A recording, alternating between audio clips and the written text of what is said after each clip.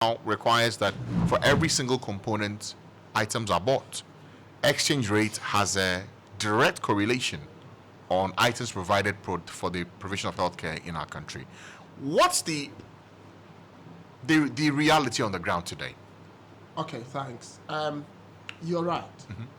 If you look at healthcare, it's heavily dependent on the exchange rate of our currency. Yes.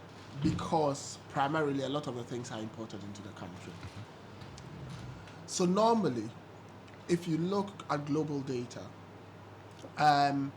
healthcare provision by governments is calculated in a manner that determines how much is being spent per person per year, what is called the health expenditure per capita. So if your health expenditure per capita is increasing, Yes. then by right you can provide a lot more quality of care. But that also depends on whether you are spending expeditiously. The health expenditure per capita comes in three components. There's what the government contributes, and what you contribute out of pocket, and what the development partner contributes. So if you look at Ghana's health expenditure per capita trends, they've been dropping for a number of reasons. The first being that our budgets are read in cities. And when it comes to health, what the government commits to health in the budget is not actually what it releases on a yearly basis. It's the same for every sector. But that said, at the point the government reads the budget, there is an indicative value of the cedi to the dollar.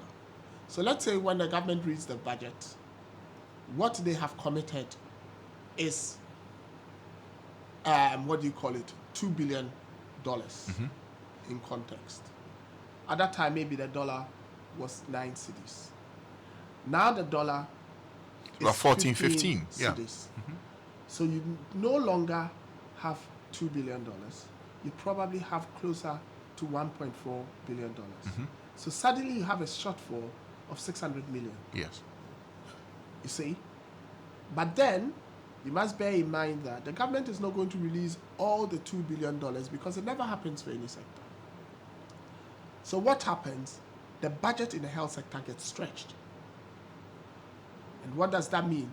It means when you look at the health expenditure per capita, the percentage of government's contribution then drops. The development partners are remaining constant because they say we are a lower middle income country. Yes. So they've been taking a lot of their development assistance out.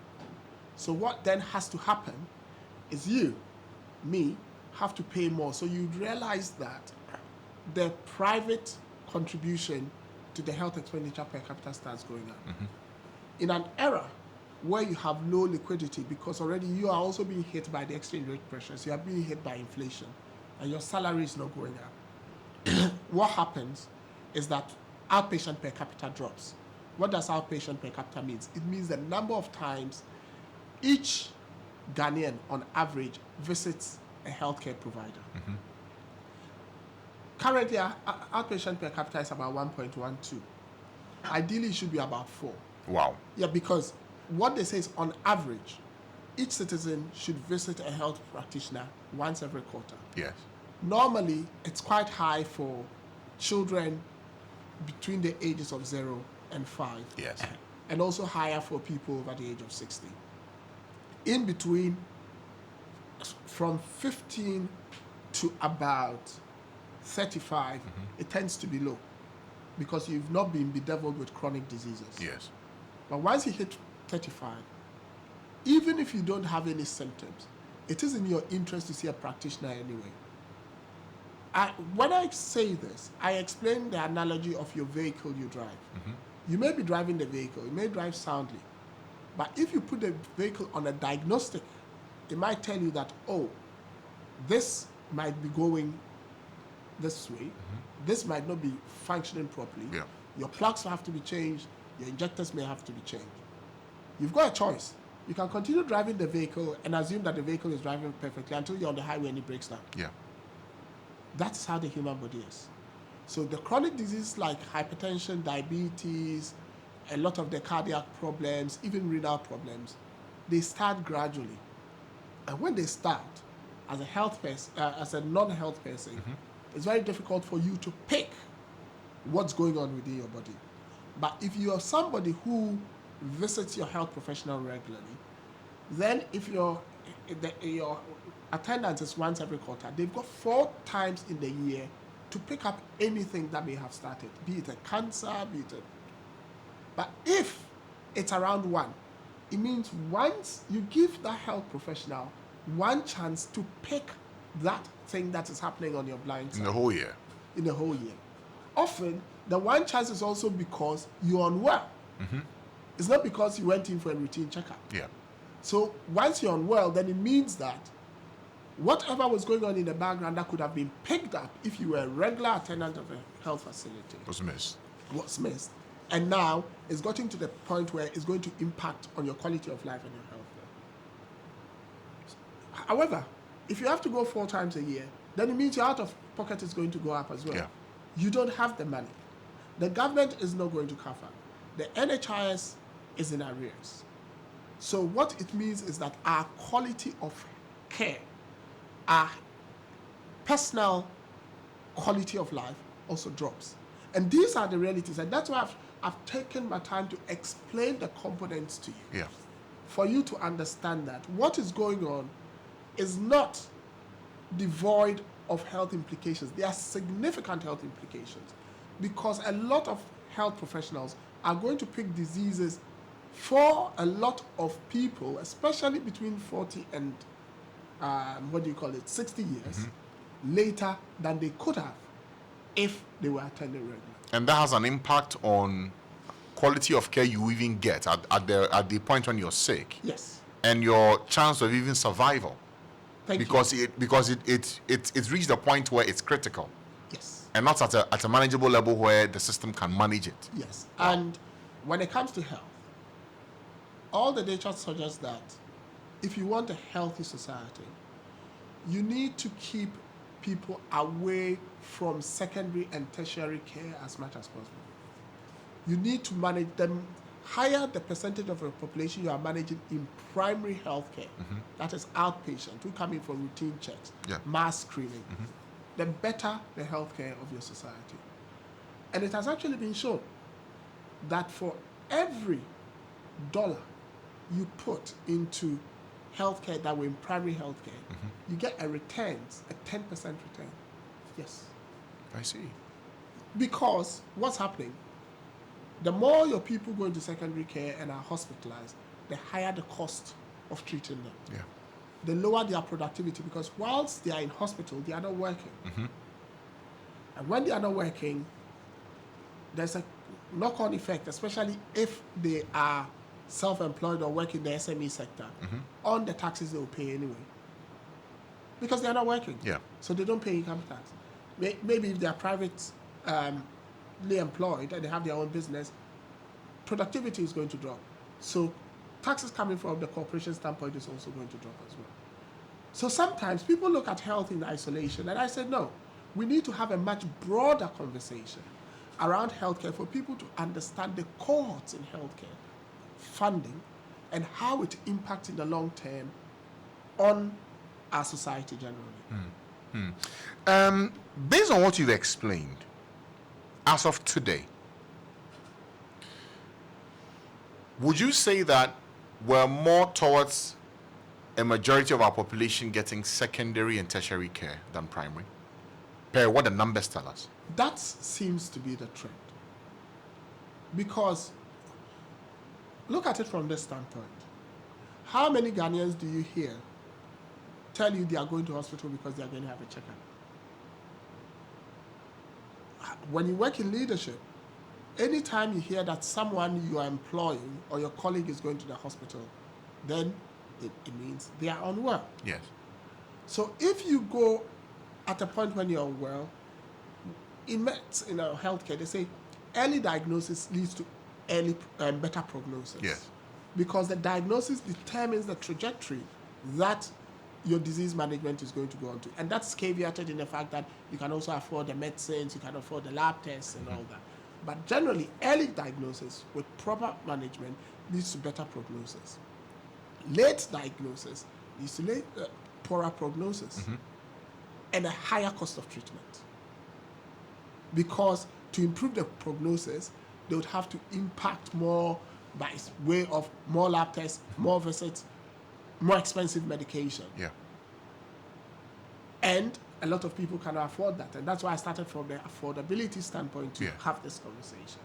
So yes, a lot of people I often term walking wounded. Walking wounded? Yes. And that is why sometimes you hear, oh, this guy was not sick. There was Gone nothing too soon. wrong with him. Oh, he just said he had a headache. He went into a hospital and he couldn't make it. That headache could be an early sign of anything that had been going on for a very long time. And so we need to start having the conversation about how to situate how people are managed when it comes to health in this country and where our emphasis should go. And for me, and from all the data, the emphasis should be primary health care and mass screening exercises that can identify people at an early age so that they can be managed. I see. Now, a lot of the medications that we take here in the country are imported.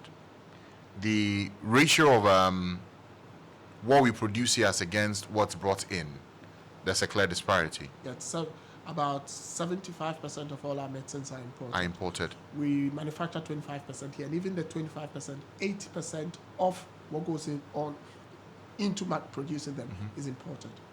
So when it comes to the pharmaceutical sector, it's heavily dollar impacted. Wow.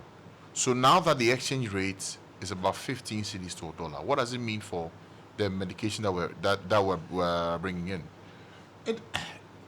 The point is, the medication will come in at a higher price. There would be pharmaceutical sector inflation.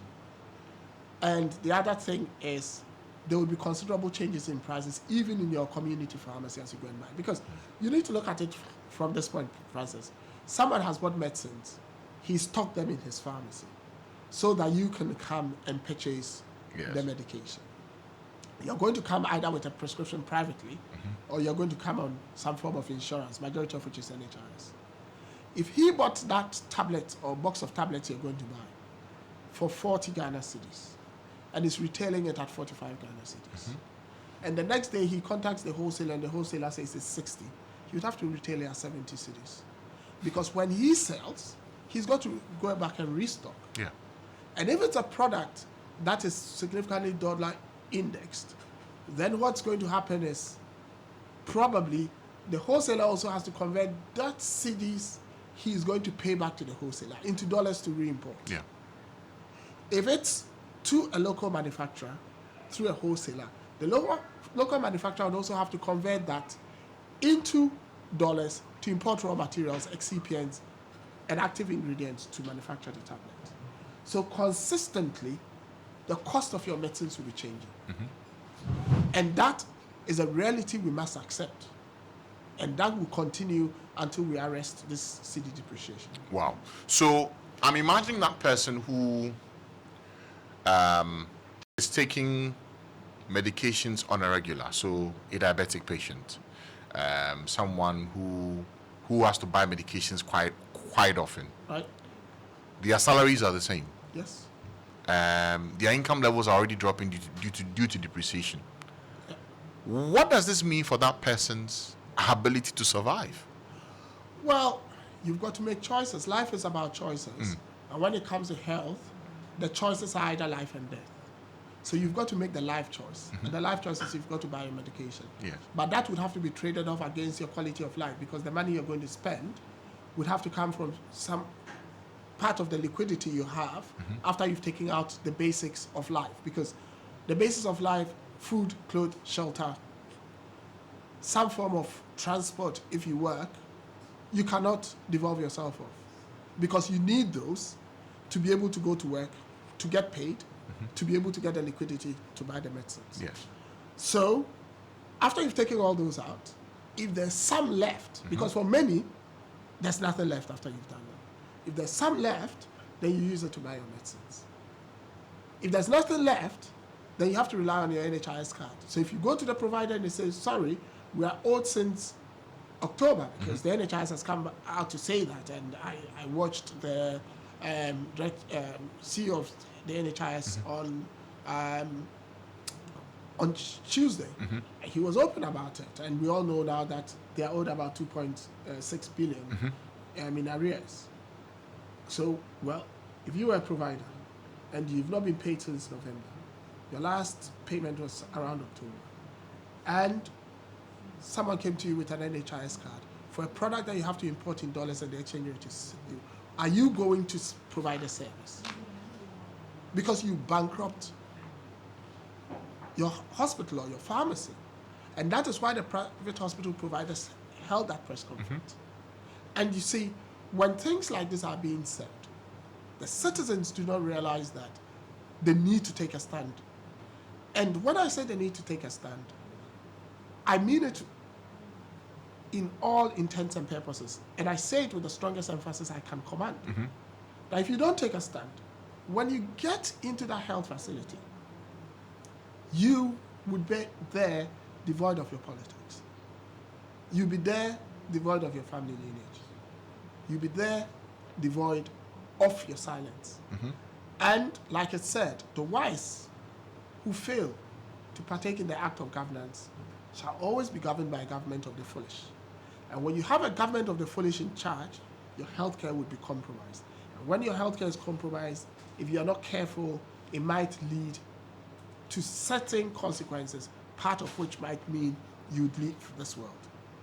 So, for me, when I get asked the question, why do you advocate so much in the health space? I say, well, I work in civil society. This is what I do. But more importantly, I see the consequence of inaction. And I don't think that price is worth paying to be quiet, because I'll be doing a disservice to the general public on the basis that I knew and said nothing. I see. Now, I'm looking at the raft of issues that are before us and the troubles related to our healthcare system. Today's Thursday. Monday, there was an announcement given that for renal patients below the age of 18 years and above 60, the NHI was going to take up the bill for their treatment when they go to these centers for healthcare. We did a follow-up. We went to the facilities as of Monday. It had not kicked in. Tuesday had not kicked in. Then we're told that, well, there are processes afoot to ensure that this rollout is done. Let's analyze the two ends of the stick. First of all, considering the health of the economy now and what we know, as you've explained to us carefully, from a pure policy perspective, is it feasible? Does it make sense? Yes. To take this action? Yes. Yes. To pay for persons under 18 and above 60? Yes. It does? Yes. Why? If you read the National Health Insurance Act, persons below the age of 18 and over 60 are not supposed to pay for healthcare in this country anyway. It's part of their core mandate. Yes. So let's situate that. Number two, nowhere in the world does any patient pay for renal dialysis, even in advanced countries, because it will bankrupt you. Nowhere. I challenge anyone to show me anywhere that the health system doesn't take care of renal dialysis. Second.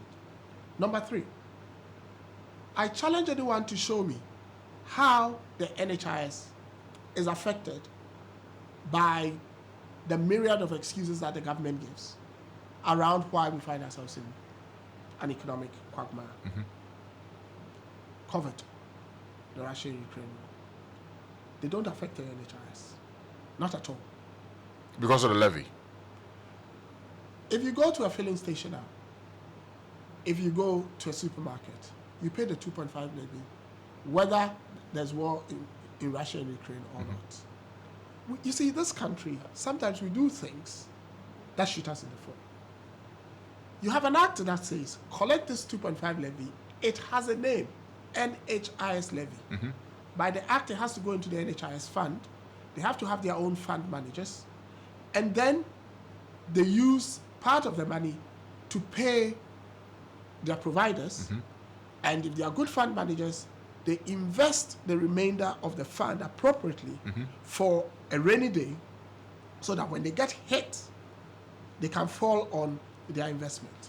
That is how any national health insurance scheme or any health insurance scheme works. Should run. Is that what's happening? That's what the Act says. But because of the human beings we are, we have conspired to disobey the Act. We've never had the National Health Insurance Fund. They don't have their own fund managers.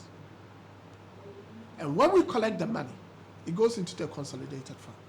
And then we take part of the money and give it to the NHIS as though they are paupers. They are not supposed to be paupers. We have an act of parliament that says the money should go directly to them. So then what happens? When it goes into the consolidated fund, they then release part, like I said. If you look at the trend of releases, because the NHIS has put it up, there's never since the NHIS came into being, Existence. that they have had 100% of their collectibles released to them. Since the days of President Kufuor. Never. The highest has been around 77-80%. But what did we see in 2017? This government came in, and we have an act of parliament which says the money should go to them. We had been breaking the law anyway since the enactment. But these ones came in and they said, you know what? No, we know better how to use the money that you have paid. You have paid. You, the citizen, has paid. So that when you're unwell, it will be used to manage you. So in your wisdom, you say, I want to pay for this money so that I set aside to manage my ill health or my checkups and all that. They say, no, we've capped 75% of it. We are going to take it, use it how we deem fit, because you who paid doesn't know what you want the money to be used for. And we'll give the NHIS 25%. What did they do? They went to Parliament to get an LI pass. And it was passed. Yes. And none of us challenged it in the Supreme Court to say the act was being breached. That is what I mean by the keeping quiet is not an option. I, for one, is on record. Before even the encampment came, there was a lot we put out from CDD to say, Stop. whoa, stop this. It's going to bankrupt the NHIS. What did they do?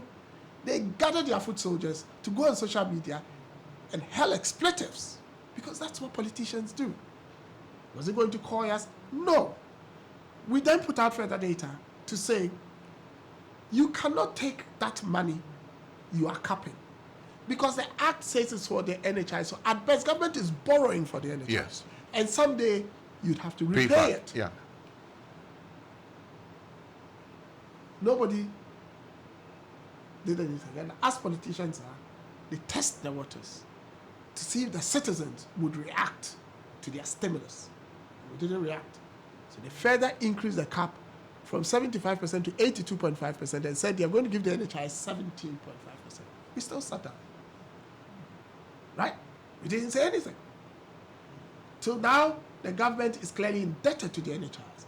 But we make them paupers because even when some small release has been done to them and they are running out of cash and their providers are their throats, when they go to government, government says, come and justify how you use the money we paid to you. It's not the government's money. It's the NHIS's money. And they are being Monies we've paid for. We've paid for. And they are being treated like you or I would treat my son with giving pocket money. And they're like, Dad, I've run out of money. And they're like, I gave you money for a week. How can you tell me you've run out in 3 days? You need to justify it to me. No. Meanwhile, the government is not investing that money as per the model I described as to how health insurance is run. They are chopping the money. If now we were to tell this government to account for all the monies they have capped for the NHIS, there probably would be chaos.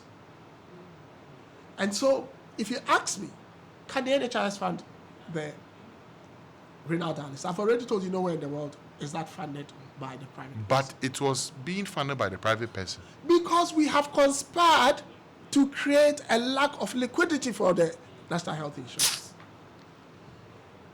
We've conspired. We have conspired. And so, to answer your question, if the government was brave enough today to say, you know what, we realize we got it wrong, we've taken off the cap, which is what the NHIS is now asking for. And I like the boldness of Dr. Abwajid Acosta now that he's come out to say the cap was wrong then, It's wrong and now. it's wrong now. They need to remove the cap and they need to give them their money. Why previous CEOs of the NHIS were quiet is a multi-million-dollar question. If the government did that and the 2.5 was going straight there, I can tell you that the NHIS can even fund for all the people on the renal dialysis list. Yes, If they have access to their funds, their yes. funds. Because then their fund managers and the actuarial scientists would work out a model Yeah. and say, this is the money we have, and they can go into some form of arrangement with their providers. But you know what? Because now the government is shut out of the capital markets, we are on an IMF program. If they remove the cap and give that money to the NHIS, let's not talk about the arrears, but say that cash flow is not going to go. Yes. There'll be a huge hole in the consolidated fund, and it's an election year. Do you think they're going to do it? Will they ever do it? When the citizens understand, and that is why I'm explaining it Yeah. in simple language. Simple terms, yeah. Like I always say, things are not complicated. It is the person who wants to hoodwink and gaslight you who makes it complicated. And that is the sort of politics we have in play. So if you ask me, would we ever get it right? Yes, we need to get it right. We need to get it right simply by making this an election conversation. We need to get a commitment from anyone who says he's going to run this country that we are not idiots. We've paid money for a reason, and that they are going to commit to ring fencing. Do you ever pay VAT and say that's going to the consolidated fund or it goes to GRA? It goes to the VAT secretariat. Why can't NHIS have this? So they should commit to doing exactly what The law the says. Act says and give them their money. But they would only do it if you and I, speaker, and the man on the street understands that this leverages the quality of care he's going to get should he go into a health facility with that NHIS card. And it leverages the viability of even the health facilities so that they will be there to treat him. And he starts making the right noises. Then yes, we'll do the right thing. Okay. Will I be right to say that the current NHIA, with what you've just explained, is in crisis? Well, yeah, they have said it themselves that they don't have money. How do you run an insurance scheme without money? Impossible. So I don't need to say anything. They've said to themselves they don't have money. And that is why often when I have the NHIS conversation, I say, let's park the National Health Insurance Authority. They are not a problem. And when I say people don't get me, I say let's park them because if they had their money and they were not managing it properly, I would know to go to their doorstep. But for as long as I know that they don't have the funds, I cannot be attacking them to do things when their hands are tied 3 ways behind their back. It would be an exercise in intellectual dishonesty. And I'm not one who tries to be intellectually dishonest. So I keep saying, leave them alone. If the citizens and even the private hospitals want to make the right noises, we should start going for the government.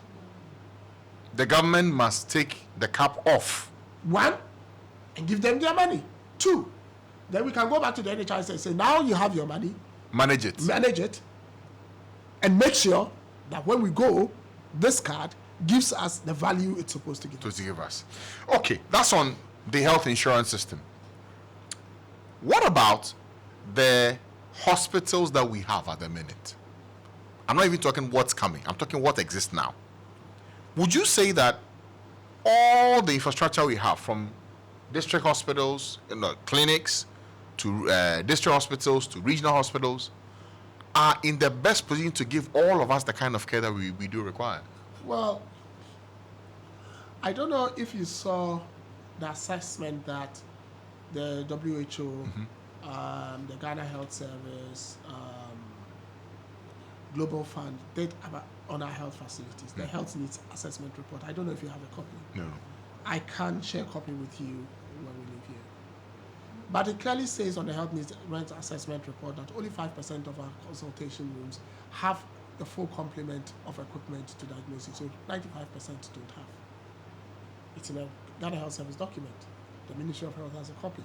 So I'm not, you see, and that is why I keep saying that part of the problem in this country is that we don't even, when even documents come out, we do not circulate it in a manner that those who are affected by the document can read.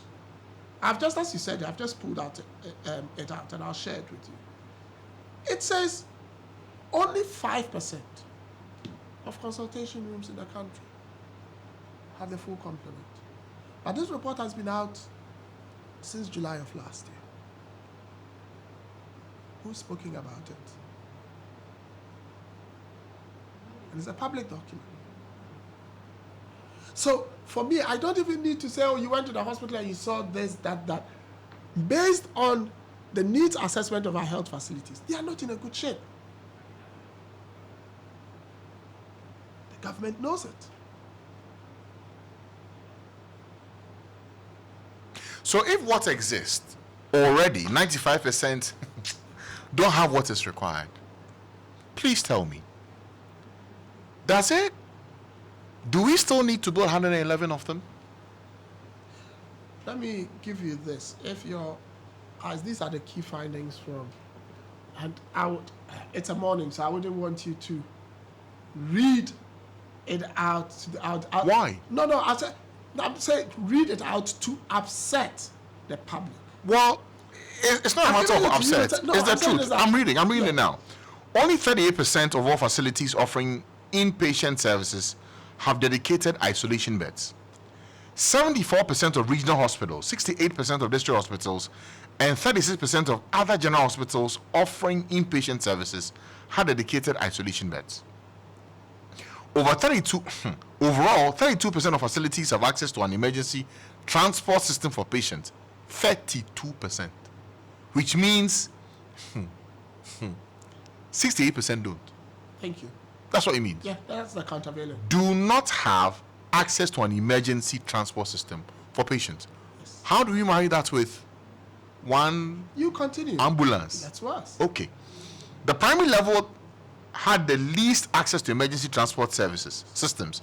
18% of CHIPs, 29% of healthcare centers, 39% of polyclinics, and 40% of clinics and maternity homes.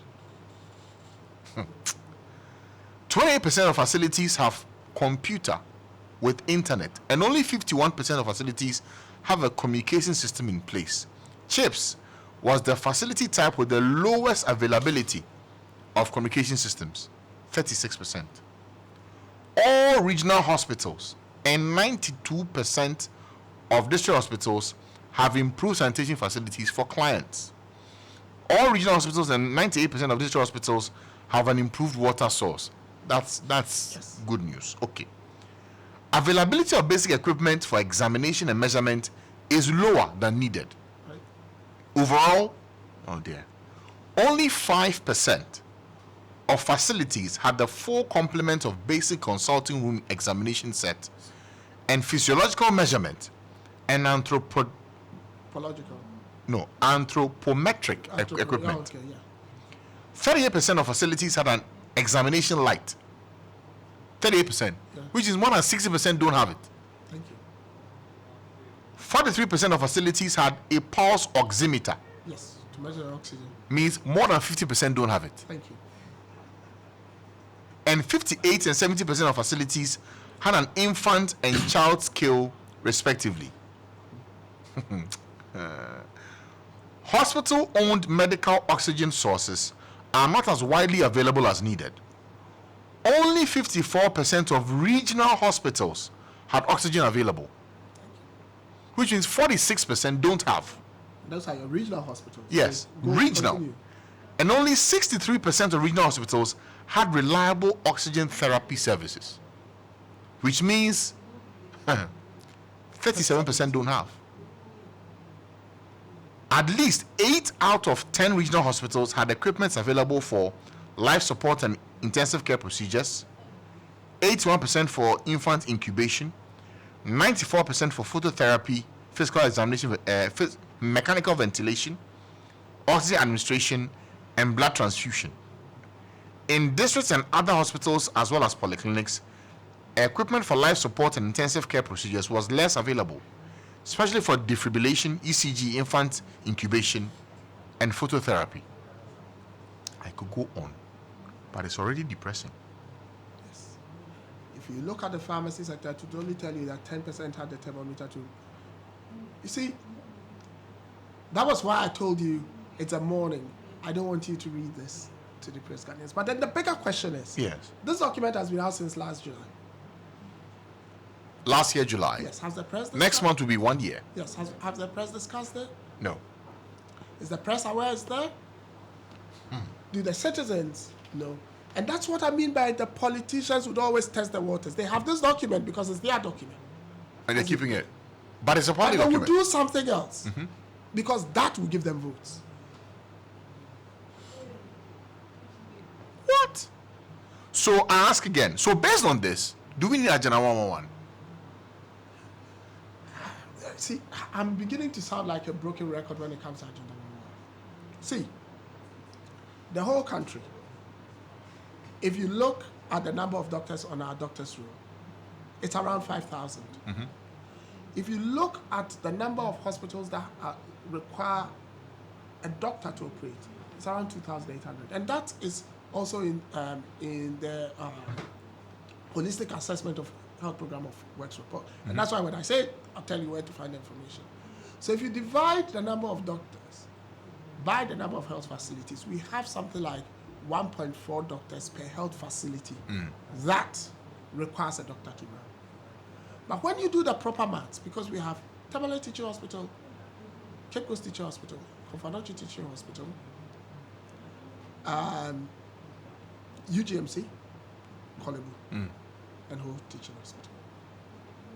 These, because they are specialist training facilities, you've not brought in the Rangers and the military because they are also training facilities now, have a higher number of doctors than the average hospital because they've got consultants, specialists, registrars, house officers. That's where they come train.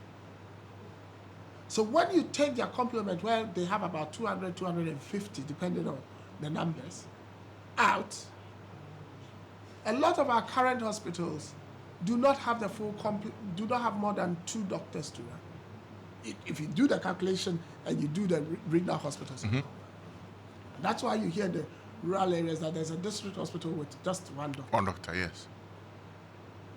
And so, if you go by the mathematics of 8-hour shifts, which is the normal to maintain a healthy, that's the normal working routine that a human being has. Ask yourself, where are you going to find the health human resource? I can do the calculation for nurses.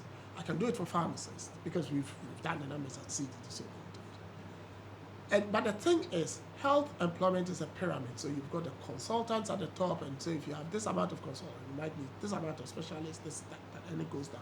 Yeah. The question is, where are we going to find a health human resource to man these 111 hospitals, assuming they were all built?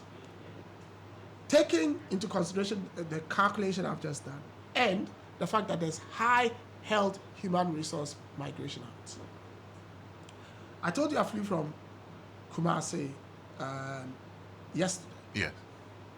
I was on the flight with 3 nurses flying to Canada. Huh? Yes, 3. So we're having a conversation. And in the conversation, I asked them, what's your experience? The least experienced had 10 years of experience. That's the least. Yes. So I told them, how do you feel about this? They said, oh, but we can be replaced because there are some nurses who are home. And I said, no. One mistake we make when we have that conversation, it's a political conversation that the politicians always have, that, oh, if they go, we can backfill because, but health is not only a science, it's a vocation. Mm-hmm.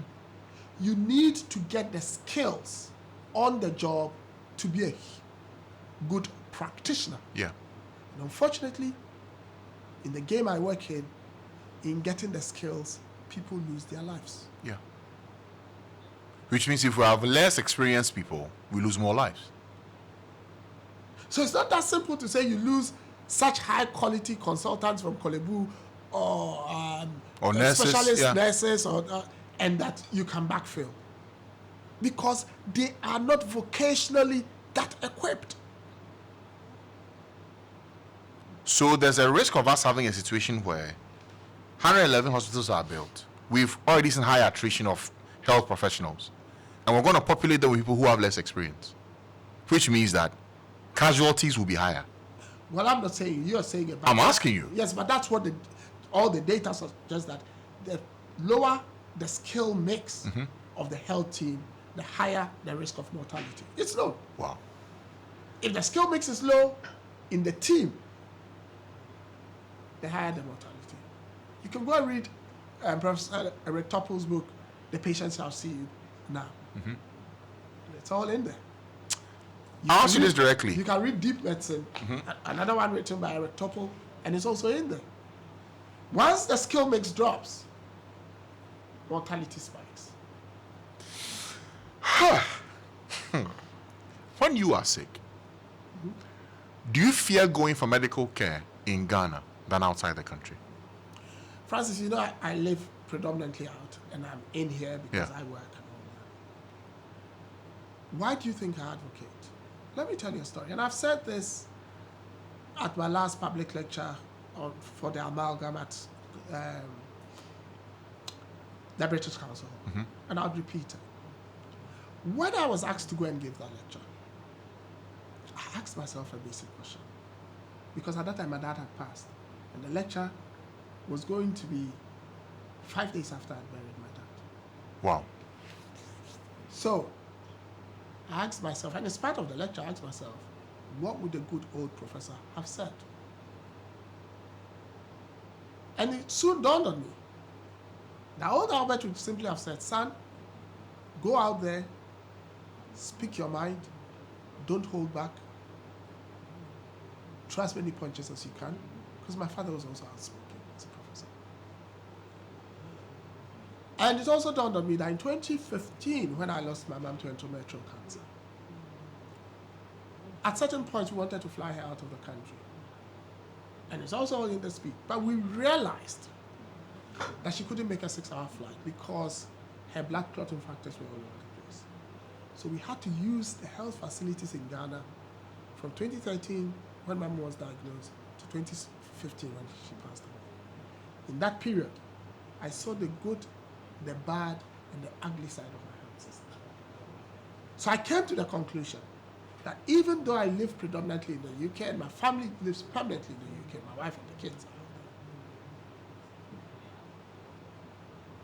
there could be a time where even my own family were visiting Ghana and were unwell. And by the time they'll get to the UK back to get a quality of care that to them is to be expected, even though sometimes we complain about things in the NHS, is to be expected, the quality of care, they'll first have to access the health system. And if 95% of those consultation rooms don't have the basic equipment, then yes, the answer is I fear for my children. But you see, the thing is this. If you or I were supposed to go, we know where to find those equipment. And we'll pay privately. But it's not a solution. As my colleague, Professor Chris Brempe would say, we've become a country where we find private solutions for public problems. And I'm not prepared to be one who says, because I can find my private solution, the public problem should not be an issue for me. Okay. It is an issue for me. And so, yes, I am scared if I were to find myself in a consultation room that didn't have the equipment. But the saving grace is, I also know that the chances are I would know where to get all the equipment. That is caveated if I am conscious. Yes. Because we've been in this country where a vice president collapsed and we saw all that happen. We've seen an elder statesman, PVB, go through the same thing. We've seen a sitting president. So it is not that straightforward to say because I can find it, I'm not going to advocate properly. And that's why I always say the wise who fail to participate in the act of government might always be governed by the government of the foolish.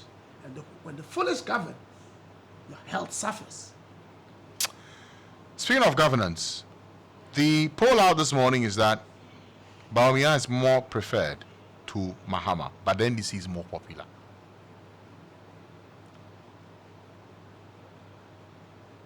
Does that make any difference? To who? To the situation we find ourselves in.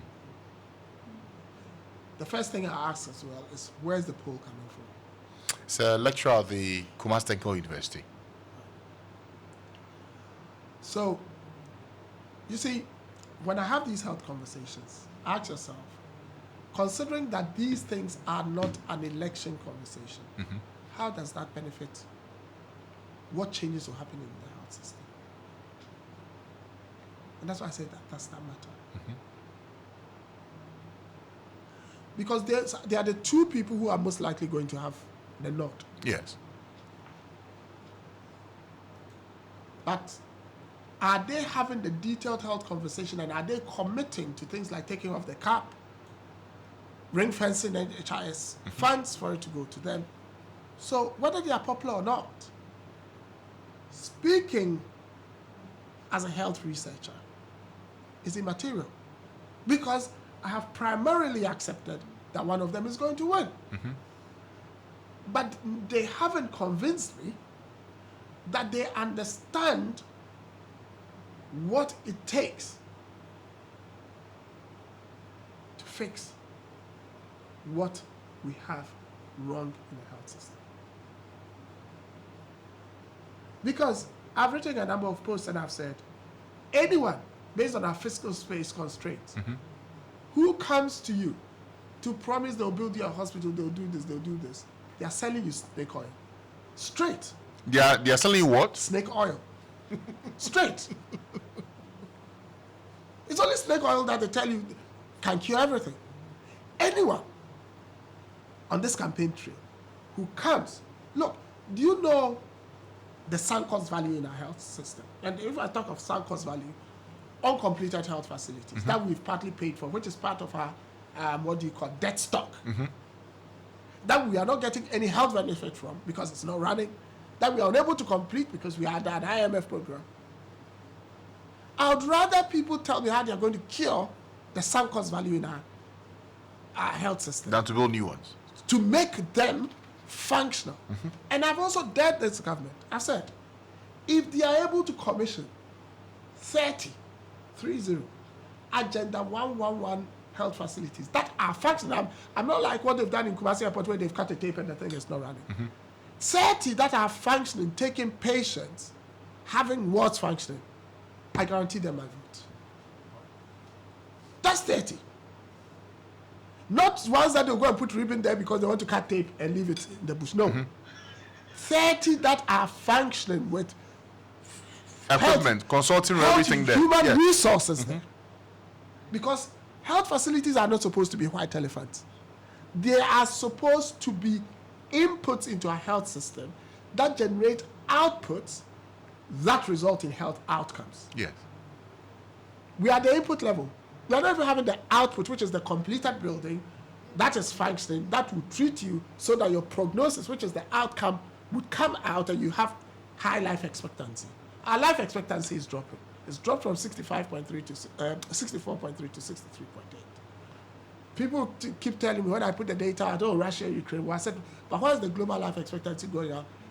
COVID. I said, when we hit as much, we said we managed COVID much better than most of them.